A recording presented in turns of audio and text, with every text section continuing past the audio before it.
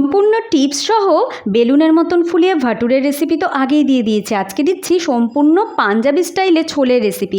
এর জন্য আগে থেকে কাবলি ছোলা ভিজিয়ে রেখেছিলাম, সেটার মধ্যে একটু গোটা গোলমরিচ, গোটা গরম মশলা, চা পাতা একটা সুতির পুটুলিতে বেঁধে পুটুলিটা ওর মধ্যে দিয়ে সিটি মেরে নিলাম।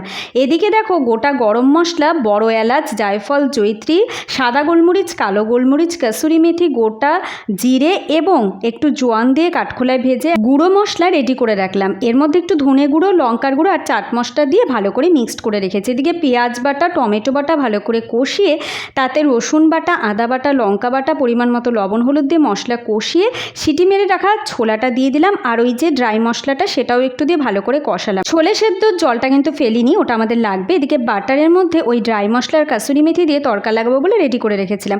ভালো করে হয়ে যাওয়ার পর শেষে এই তড়কাটা দিয়ে নেড়ে চেড়ে নামিয়ে নিলে একদম রেডি ছোলে রেসিপি। ভালো লাগলে সাবস্ক্রাইব করে সঙ্গে